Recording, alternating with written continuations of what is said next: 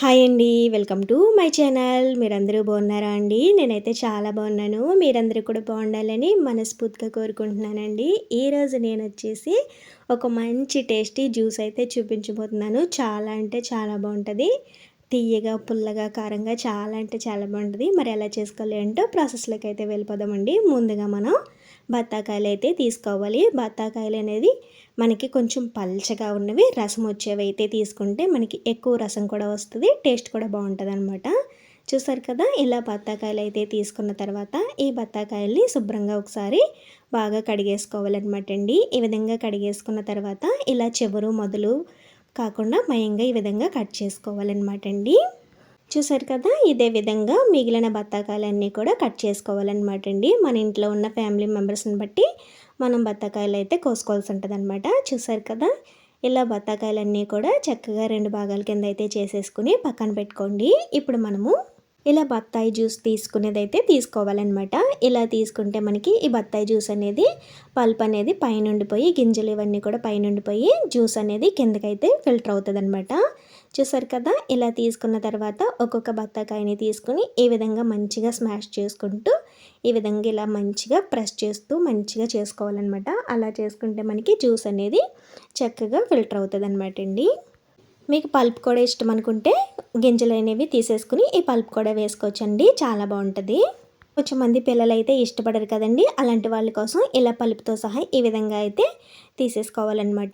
ఇలాగ మొత్తం అన్నీ కూడా ఈ విధంగా అయితే తీసుకోవాలండి. చూసారు కదా, ఇలా జ్యూస్ అంతా కూడా మంచిగా తీసేసుకోవాలి.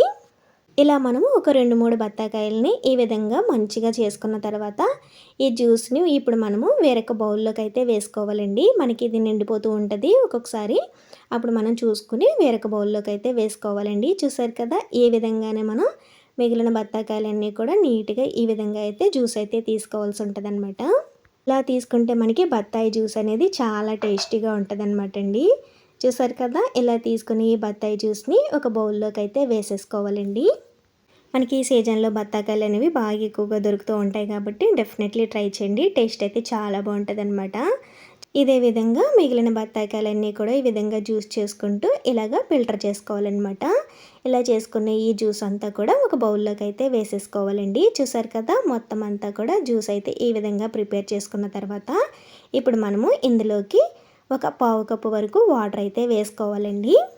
మీకు వాటర్ వద్దనుకుంటే కూడా స్కిప్ చేసుకోవచ్చు అనమాట. ఇప్పుడు ఇందులోకి మనము ఒక చిటికెడు ఉప్పు అయితే వేసుకోవాలండి. అలాగే స్వీట్కి తగ్గట్టుగా పంచదార అయితే వేసుకోవాలండి.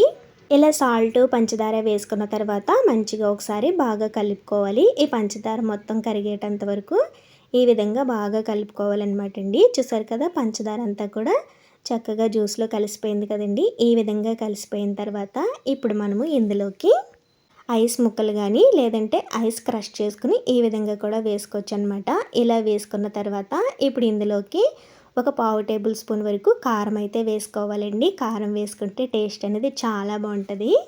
ఇలా కారం కూడా వేసుకున్న తర్వాత మంచిగా ఒకసారి బాగా కలిపేసుకోవాలండి. ఈ విధంగా బాగా కలిపేసుకున్న తర్వాత సర్వింగ్ గ్లాసుల్లోకి అయితే వేసుకోవాలన్నమాట అండి. ఈ జ్యూస్ అనేది చాలా బాగుంటుంది అనమాట. తియ్యగా, పుల్లగా, కారంగా చాలా చాలా బాగుంటుంది. ఎప్పుడైనా ఈ విధంగా ట్రై చేయకపోతే మాత్రం డెఫినెట్లీ ట్రై చేయండి. టేస్ట్ అయితే సూపర్ ఉంటుంది అనమాట. మీకు ఇందులోకి ఐస్ ఎక్కువ కావాలన్నా కూడా వేసుకోవచ్చండి, లేదంటే ఫ్రిడ్జ్లో పెట్టుకుని కూడా తీసుకోవచ్చు అనమాట. చాలా అంటే చాలా బాగుంటుంది. చూసారు కదా, మనకి బత్తాయి జ్యూస్ అయితే రెడీ అయిపోయింది. టేస్ట్ అయితే చాలా అంటే చాలా బాగుంటుంది. మరి ఎప్పుడైనా ఈ విధంగా ట్రై చేయకపోతే మాత్రం డెఫినెట్లీ ట్రై చేయండి. ఇలా కారం వేస్ట్ చేసుకుంటే సూపర్ ఉంటుంది అనమాట. డెఫినెట్లీ ట్రై చేసి ఎలా ఉంది అనేది కామెంట్లో చెప్పండి. సరేనా అండి, బాయ్ బాయ్.